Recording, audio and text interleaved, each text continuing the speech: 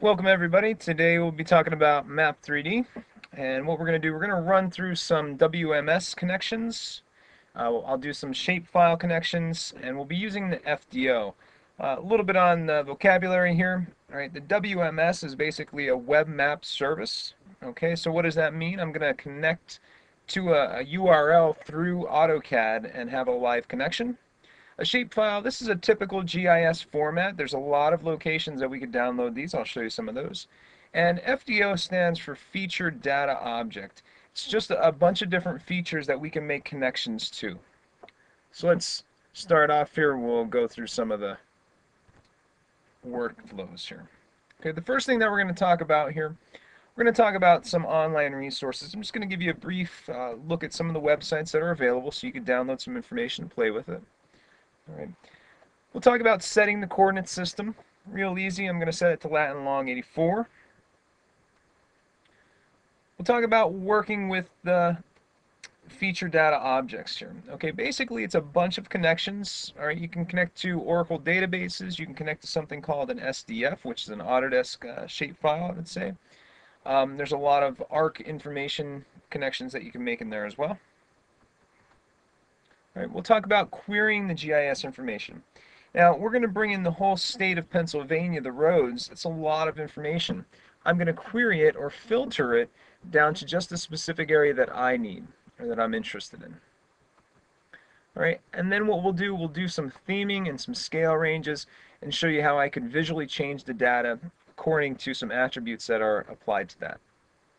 So let me switch over to the internet here, and I'll just show you some of these websites that you can go and get information. First one here is called Tiger. All right, if you just go on to Google and you type in Tiger shapefiles, it'll take you out here, or you could follow the link up in the top here. And basically, you could just filter by what you actually want, right? And when I was doing this a couple minutes ago, I downloaded one for the states, right? So I'd filter by the states, and then it'll actually ask you what state do you want to download, right? This would be the outline of the state. What I did, I just got all the states. And why I got all of them, I want to show you how the coordinate systems are going to match themselves up automatically. I'm not going to have to do anything to get these to line up. All right. So I'd hit download. That would download a shape file for me. I would have to unzip it. It'd be in a zip file. Unzip it and I'd be good to go. All right. The next website, if you are working in Pennsylvania, I hope you know about this one.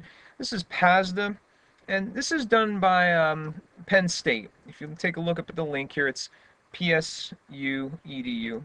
It's a great website. There's a lot of stuff up here, and probably the easiest way to go about finding something, click on Download Data, and you could just type in any keyword here. Right? So if I'm looking for some type of roads, I could filter through.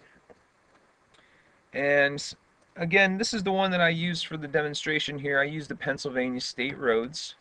I could make a connection to this, right? This is a map service. This is a WMS connection. Or I could just download it. And I downloaded it just to get the FTP, basically so I could do a theme on it. Okay, I can't theme a live connection.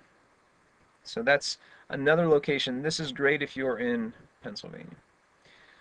Another one that's available to everybody out there, right? NOAA. And if you take a look here, I can actually pull in the radar for the country. All right, so I'll play with that one as well. We'll see what happens there. Okay, so I'm going to jump over into Civil 3D and start to demonstrate some of these files. Now the first thing that I'm going to do, I'm going to set my coordinate system. And the coordinate system will be set on the Map Explorer tab. I would just right click on my current drawing, coordinate system. And right here I could type in what I want. I'm already set up on lat long 84. So I'll say OK. All right. The FDO that I mentioned, that's back over on the Display Manager tab. And it's this little cylinder right up at the top. I know it don't read FDO, but if I click on this and I say connect to data, this is the FDO, and it's actually called out right here, a FDO provider. These over here, these are all FDO providers. Okay, so here's the Oracle, here's an ODB, a Microsoft database file, MySQL you can link to. right? A couple of the more typical ones, right? You have an SDF. This is AutoCAD or Autodesk. This is a shapefile. That's the standard GIS information. And this is the one that is a little unique here, right? This is the web service map. We can actually bring this in, okay? First one we're going to link to is a shapefile. I just select the source type, right? I'll call this states for the connection name, and I'll navigate out. And I'm just going to get my SHP file, and I'll say open. I'll connect, and I'll add this to the map. Oh, there it is. So when you bring something in by default, it applies a style to it. And if I'm looking at this map right now, I see that the states are outlined in black and the inside solid color there is a brown color. Now, if I start to overlap different things, we would have to set the draw order. But instead of doing that, I'm just going to change the style, right? And by selecting this layer, if I click style here, I could just start to modify this. And I'm going to take that brown and I'm just going to delete it, right? So it'll be just a solid line. And one thing that's a little bit tricky, if you have a black line and a black background in CAD, you won't see the objects. So you have to make sure you change this to some other color. I'm just going to use white. I'll say apply, close, and I'll close this guy down. All right, so now we can see states. All right, again, what I'm going to do, I'm going to make a connection to a shapefile. And this one's going to be the roads.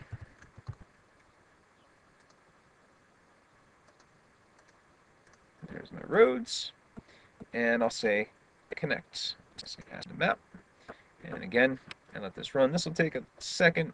It is a fairly large file. And if I start to zoom in on Pennsylvania here, I didn't move this. I didn't modify it. It's to scale. It's in the right coordinate system. It's lining up with my state outline as well. All right. But you can see there's a lot of information there. And really what I want to do, I want to start to filter this information because I don't want to see the whole state. I just want to see a county. So how could I filter this down? Well, first off, I'm going to run through some of the steps. I'm going to back step here. I'm going to delete this or remove this layer here. Right? I'm going to get rid of this. I'm going to go back into this FDO connection. And the roads are still here, right?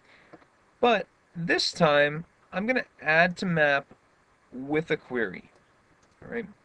This dialog box is the query dialog box, and basically what I'm going to do, I'm going to select some type of property to query on. I'm going to come up to my properties, right? These are all added by somebody at some time, and there's a city code here, and I know my city code equals 06, and that code is for Berks County. So I add my code, it's going to filter everything that's within that and add it to the map. I'll say okay. It's running through, it's querying that database of information for all the 06, and you can see what happened here. Right now I just have this small portion on my screen. Now, I'm thinking, well, I want to theme this. I want to see the thickness of the roads, right? What's the widths of the roads? I don't want to apply a thickness visually on the screen here. So these are considered to be layers. I'm going to select my layer, and I'm going to come up to Style. And we have two different parts to this dialog box. The lower part is for theming, and the upper part, this is for scale range. All right. What I'm going to do, I'm going to add a new theme. Right. Again, it's taking a second here. It's reading all those attributes that we have on this. And I'm going to theme it by the total width of the road. Right. So I let that run. It's going to analyze that information. We're going to have 5 different thicknesses. And I'm going to change the color here. You don't have to. I'm going to change it from yellow to blue. Right, so it's going to travel in thickness in that direction. I'll say OK. And I'll say OK again.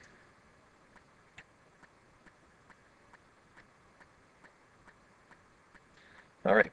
This bottom one, this is just a default one. It sort of gets pushed to the bottom. I'm going to delete that out. And so we have from the yellow, it gets a little bit darker to sort of a greener gray there, and then it gets down into the blues, right? So that's identifying the thickness of the road.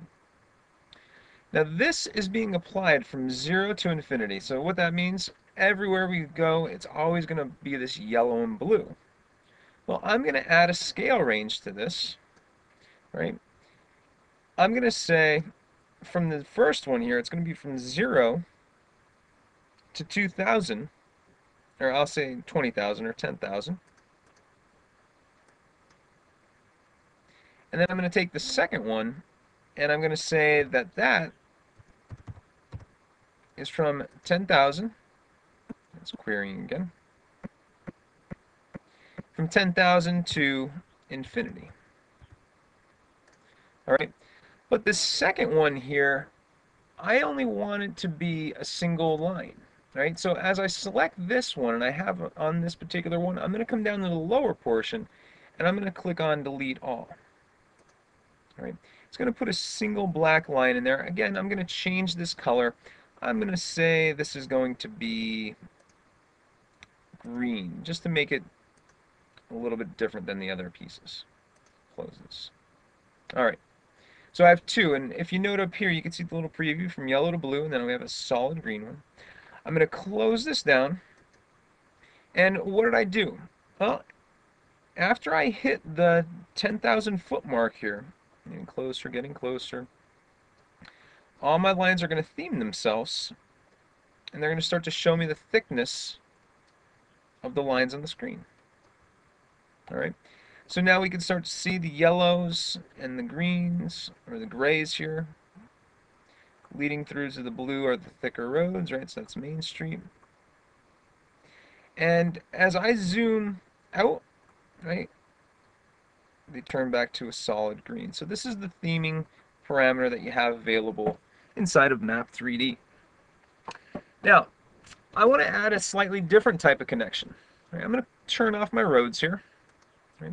Just a little checkbox there, I could turn them off. Again, same workflow here.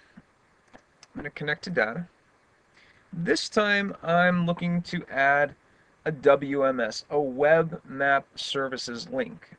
And the first thing that you'll see up here, it's asking for a URL. Well, I have a Word document open here, or a notepad, and I'm going to copy this URL and back inside here, I'm going to paste it in here. Right? I'm going to say that this is the aerial. Right? I'm going to connect. Log in as blank. And I'm going to come down. I'm looking for Berks County. And I'll add that to the map. And this image is pretty high density.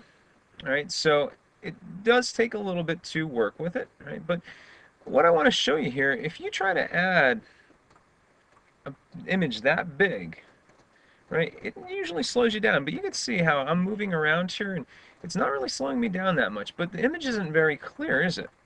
Well, it all depends on how long you pause, right? So if I zoom in here, get fairly close, I give it a couple seconds, I don't move the mouse or anything, it'll update that image and it'll increase my efficiency, my speed, my processor. I'm happy, right? I zoom out, you see it lost the outside edge. I zoom into a different location. I give it a little bit of time here again. It's going to update and move me over into this portion of the map. All right, so that saves me speed and time. Okay. So again, I can do one more thing here.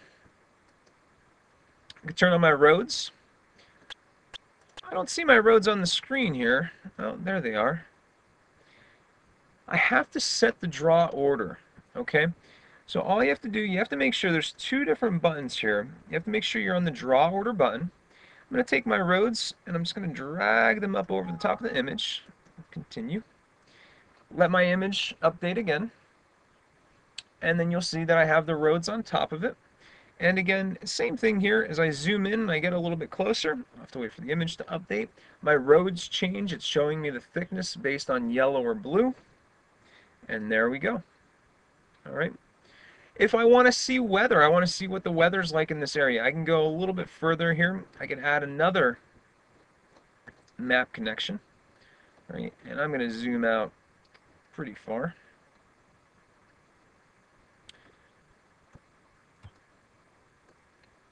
I'm going to get this guy from NOAA. I'm going to go back in. I'm going to say connect to data.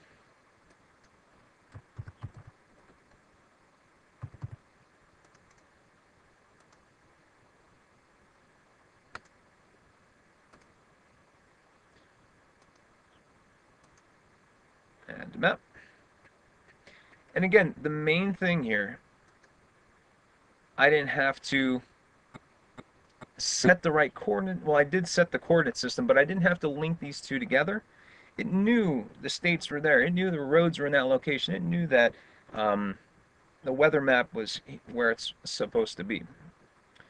So that's all I have. Let me back out one more time to the PowerPoint here. So we looked at some online resources. I showed you where to set the coordinate system. We did a lot with the FDO. Again, it's just a connection. It's a location to make a connection. Okay? We looked at querying GIS information. At first, I brought the whole state in. Then I said I only need a region of that. So I actually went back, I queried or filtered that area and just got the area that I needed. And then I went back and I did a theme on that. Right? I said that the thicker roads were going to be blue and the thinner or the less wide roads, probably the lower class roads, are going to be a yellow. And then I added a scale range. So when I was far away, I just saw green lines for the roads.